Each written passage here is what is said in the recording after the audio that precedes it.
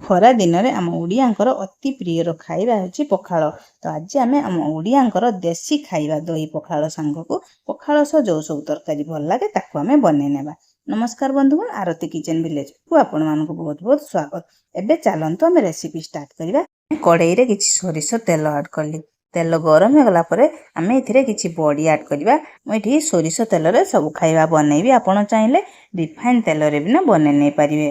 ତ ବଡ଼ି ଆମର ବହୁତ ବଢ଼ିଆ ସେ ଲାଲି ଲାଲି ହେଇ ଭାଜି ହେଇଗଲାଣି। ଏବେ ଆମେ ବଡ଼ିକୁ ବାହାର କରିନେବା। ବଡ଼ିକୁ ବାହାର କରି ନେଇ ସାରିଲା ପରେ ସେମ୍ ତେଲରେ ଆମେ କିଛି ଶୁଖିଲା ଲଙ୍କା ଆଡ଼୍ କରିବା। ଶୁଖିଲା ଲଙ୍କାକୁ ବି ନା ଭଲ ଭାବରେ ଭାଜି ନେବା। ଶୁଖିଲା ଲଙ୍କା ଭଲ ଭାବରେ ଭାଜି ହେଇଗଲା ପରେ ଆମେ ଏଥିରେ କିଛି କଟା ପିଆଜ ଆଡ଼୍ କରିବା। ପିଆଜକୁ ଆମେ ହାଲକା ଭାଜିବା, ଅତ୍ୟଧିକ ପିଆଜକୁ ଲାଲି ଲାଲି କରି ଭାଜିବା ଦରକାର ନାହିଁ। ତ ଆମେ ପିଆଜକୁ ହାଲକା ଭାଜି ନେବା। ଭଲ ଭାବରେ ପିଆଜ ହାଲକା ଟିକେ ଖାଲି ଭାଜି ହେଇଗଲା ପରେ ଆମେ ଏଥିରେ ଆଡ଼୍ କରିବା ଅଳ୍ପ ଟିକେ ଖାଲି ହଳଦୀ ଗୁଣ୍ଡ। ହଳଦୀ ଗୁଣ୍ଡ ଦେଇ ପିଆଜକୁ ବି ଭଲ ଭାବରେ ଭାଜି ନେବା। ପିଆଜ ଆମର ବହୁତ ବଢ଼ିଆ ସେ ଭାଜି ହେଇଗଲାଣି। ଏବେ ପିଆଜକୁ ଆମେ ବାହାର କରି ନେବା। ଏବେ ଆମେ ପଖାଳ ପାଇଁ ମାଛ ଭାଜି ନେବା। ତ 2ଟି ମାଛରେ ଆମେ ଏଠି ଦେଇଦେବା ହଳଦୀ ଗୁଣ୍ଡ ଏବଂ ସ୍ୱାଦ ଅନୁସାରେ ଆମେ ଲୁଣ ଦେବା, ଆଉ ଅଳ୍ପ ଟିକେ ଏଥିରେ ଲଙ୍କା ଗୁଣ୍ଡ ଦେଇଦେବା। ମାଛକୁ ଭଲ ଭାବରେ ମ୍ୟାରିନେଟ୍ କରିନେବା। ମୁଁ ଏଇଠି ଏମିତି ପେଟି ମାଛ ନେଇଛି 2ଟି, ଆପଣ ଚାହିଁଲେ ଯେଉଁ ମାଛ ବି ନେଇପାରିବେ। ତ ଭଲ ଭାବରେ ମାଛକୁ ମ୍ୟାରିନେଟ୍ କରିନେଇ ସାରିଲା ପରେ କଡ଼େଇରେ କିଛି ଦେଇଦେବା ସୋରିଷ ତେଲ। ତେଲ ଗରମ ହେଇଗଲା ପରେ ମାଛ ଦେଇଦେବା। ଏଥିରେ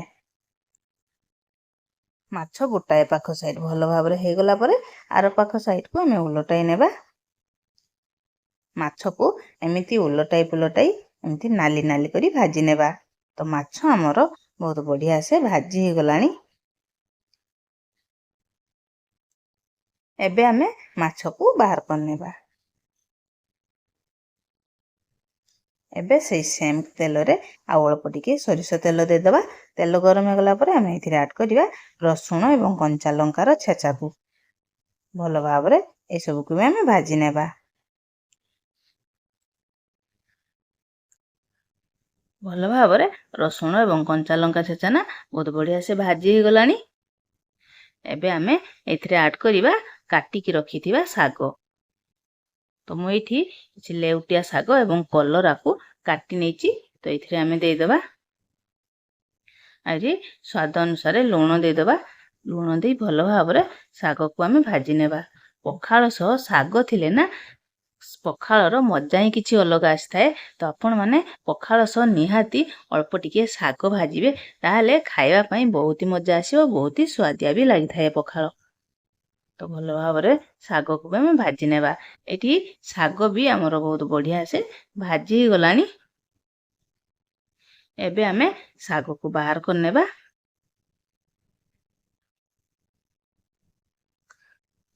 ଏବେ ଆମେ ପଖାଳ ବନେଇ ନେବା। ତ ମୁଁ ଏଠି ଗରମ ଭାତ ନେଇଛି। ତ ଆପଣ ଚାହିଁଲେ ରାତିରେ ଯେଉଁ ଭାତ ହେଇଥାଏ ନା ସେଇ ଭାତକୁ ବି ପଖାଳ ବନେଇକି ନେଇପାରିବେ। ତ ଏଥିରେ ମୁଁ ଦହି ଆଡ଼୍ କଲି ଆଉ ପାଣି ଆଡ଼୍ କଲି। ଭଲ ଭାବରେ ସବୁ ଜିନିଷକୁ ଆମେ ମିଶେଇ ନେବା।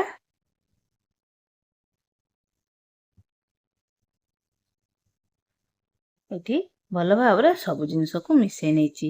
ତ ଏବେ ଆମେ ପଖାଳରେ ଗୋଟେ ଛୁଙ୍କ ଦେବା। ତ ଗୋଟାଏ ଚାମଚରେ ମୁଁ ନେଇଛି 2 ଚାମଚ ସୋରିଷ ତେଲ। ତେଲ ଗରମ ହେଇଗଲା ପରେ ନା ଆମେ ଏଥିରେ ଆଡ଼୍ କରିବା 2ଟି ଶୁଖିଲା ଲଙ୍କା, ଆଉ ଏଥିରେ ଆମେ ଦେଇଦେବା ଅଧା ଚାମଚ ଗୋଟା ଜିରା, ଆଉ ଅଳ୍ପ ଟିକେ ଏଥିରେ ସୋରିଷ ଆଡ଼୍ କରିବା। ତ ମୁଁ ସୋରିଷ ବି ଆଡ଼୍ କରିଛି। ଭିଡ଼ିଓଟି ଟିକେ ସ୍କିପ୍ ହେଇଯାଇଛି ଏଇଠି। ତ ଏବେ ଆମେ ଏଥିରେ ଦେଇଦେବା ଅଳ୍ପ ଟିକେ ଭୃସଙ୍ଗା ପତ୍ର। ଭଲ ଭାବରେ ଆମେ ସବୁ ଜିନିଷକୁ ମିଶେଇ ନେବା। ଛୁଙ୍କ ଟିକେ ଥଣ୍ଡା ହେଲା ପରେ ନା ପଖାଳରେ ଆଡ଼୍ କରିବେ, କାହିଁକି ନା ଦହି ଅଛି, ତ ଦହି ଛିଡ଼ିଯିବ। ତ ଛୁଙ୍କ ଟିକେ ଥଣ୍ଡା ହେଇଗଲା ପରେ ମୁଁ ପଖାଳରେ ଆଡ଼୍ କଲି। ଭଲ ଭାବରେ ସବୁ ଜିନିଷକୁ ମିଶେଇ ନେବା। ଏବେ ଆମେ ଏଥିରେ ଲୁଣ ଆଡ଼୍ କରିବାନି, ଯେତେବେଳେ ସର୍ଭ କରିବେ ସେତେବେଳେ ହିଁ ଲୁଣ ଆଡ଼୍ କରିବା। ତ ଏବେ ଆମେ ପଖାଳ ପାଇଁ ବଡ଼ି ଚୁରି ନେବା। ତ ଗୋଟେ ହେମଦସ୍ତାରେ ବଡ଼ି ଭଜା, କଟା ପିଆଜ, କଞ୍ଚା ଲଙ୍କା ଏବଂ 2-3 କୁଲା ମୁଁ ରସୁଣ ଏଇଠି ଆଡ଼୍ କଲି। ଭଲ ଭାବରେ ଆକୁ ଆମେ ଛେଚି ନେବା। ବଡ଼ିକୁ पूरापूरी प्लेन करवानी तो टिके दरदरा करिकिना आकु आमे छेचिबा। बड़ी आमर भल भाव चूरा हो गला तो ये बड़ी चूरा को गोटे प्लेट को बाहर कर नेबा। बड़ी चूरा को गोटे प्लेट को बाहर कर सारा पर एथिरे आमे स्वाद अनुसार लुण एवं आम ए अल्प टिके सोरिष तेल ऐड करिया। सोरिष तेल ऐड करी भल भाव ए बड़ी को आम मिसई नेबा। आम ओडियांकर एमिति पखाल सह तो देसी खाइबा हेउची बड़ी चूरा। निश्चय बड़ी चूरा भी पखाल सह ऐड करिवे, देखिए खाइबा पई समस्तंकु बहुत ही पसंद आसीबो। तो भल भाव बड़ी चूरा को मु मिसई नेची आकु साइड रे रखिबी। एबे आमे पखाल पई आलू चकटी नेबा। तो जो पियाज को भाजी की रखिथिली पियाज भजा ऐड कली आ लूण आ इथिरे जो लंका को भाजी की रखिथिली ना से लंका को भी इथिरे ऐड कली। तो भल भाव लुण एवं भजा लंका को ना एमती टिके एमती चकटी नेबा। प्रथमे चकटी नहीं सारा पर ना पियाज को भी ना आ सहित भल भाव मिसई नेबा।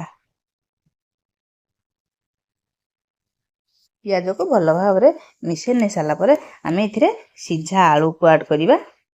आलू दे भल भाव सब को चकटी नेबा।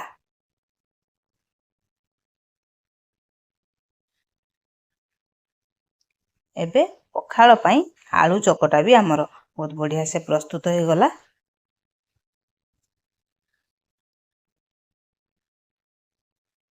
एबे आलू चकटा को भी आमे साइड रे रखिबा। एबे आमे जो पखाल प्रस्तुत करके रखिथिले पखाल रे आमे लूण ऐड करिबा। लूण दे भल भाव पखाल को आमे मिसई नेबा। एबे आमे पखाल को सर्व करिबा। पखाल सह जो सब आमे खाइबा बनैथिले खाइबा को भी मु इठी दे देछि। एठी मो सान झियो को पखाल खाइबा पई देछि। एठी देखंतु से पखाल भी खाउछि।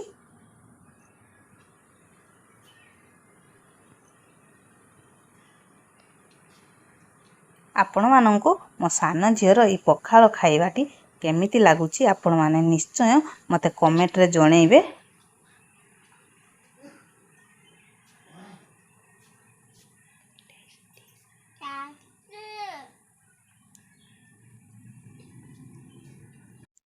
एमिति खरा दिन रे एमितिका दही पखाल सांग को एमितिका देसी तरकारी बनांतु, देखिए पिलारू बड़ समस्ते खाइबा पई बहुत ही पसंद करिवे। आजिर मोर ई देसी खाइबाटी आपण मानकु केमिति लागिला निश्चय आपण माने मते कमेंट रे जणैबे। पुणी आपण मानक सह आ एक नुआ वीडियो रे देखा हबो। रहउची नमस्कार, जय जगन्नाथ।